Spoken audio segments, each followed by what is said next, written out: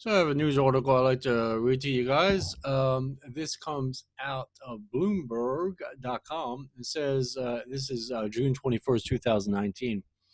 And it says, Juul may have hard time getting e-cig approved, ex-FDA chief says. So it says the former, I don't know if I could blank that out. Anyway, so many pop-ups. Anyway, the former commissioner of the Food and Drug Administration said he thinks Juul Labs Incorporated will have a difficult time getting its e-cigarette approved under rules that will eventually force makers of the devices to go through government review to keep selling to consumers. Ex-Commissioner Scott Gottlieb, let me make this just a little bit bigger for you.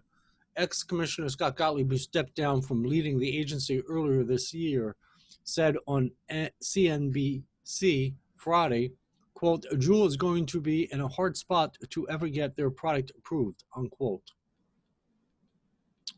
And it goes on for a little bit longer.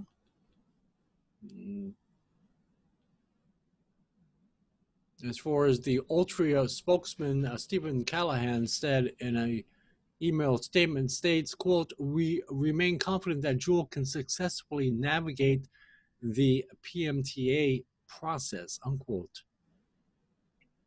A federal judge said last month the FDA must speed up its implementation of the rules, though it hasn't made a final ruling on the agency's proposal. And that is pretty much it. We'll do with Ryan Tompkins, a stock analyst with Jefferies, said in a note to clients Friday, if we see a further increase in overall use and respondents report to using Juul mostly, then we think whatever Juul says and whatever actions they point to that they have implemented, it won't matter. So now Altria has that power. They've been down the road many a time with the regulatory system as far as the regulations and federal government. And they might be able to surmount this whole thing with the Juul situation in the media. But as far as the environmental impact studies, consumer perception, things of that nature, that's going to be very, very difficult for them to get over that hurdle, as well as what they didn't mention in this particular article, is that nicotine salts at 50 milligrams is addicting individuals. Now, is that really good for the public health? Not even so much for the youth, though that's a problem in itself, but even for the adults.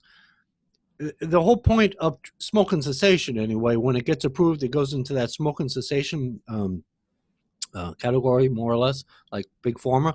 And what it does, it's harm reduction, and that is it's supposed to get you off. Smoking cessation is just that. It's supposed to get you off of the product. But being addicted to 50 milligrams of nicotine salt is very difficult to get off of that.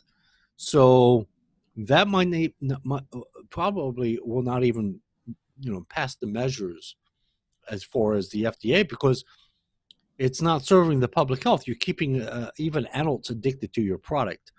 The whole point of the Family Smoking Prevention Tobacco Control Act of 2009 is to get you off of nicotine, not to keep you on it or to get you onto it. So Juul probably have a lot of difficulty. Now they have the money. They got Altria to push them through, but even still, they could very well have a serious issue with it. But former FDA Commissioner Scott Gottlieb even weighed in, and he's like, I don't think so. So we'll see what happens with Juul. They're definitely in the process right now. The chatter that's going on in circles, public and private, pretty much says that, yes, Juul is actually in the process of actually testing their particular product to get through one of the PMTAs. They've already gone through the talks. They're still talking with the FDA, but they're actually testing, in labs, testing their particular product as I speak right now. So anyway, I just want to share this with you. And that was that article. You guys have a good one. A boy.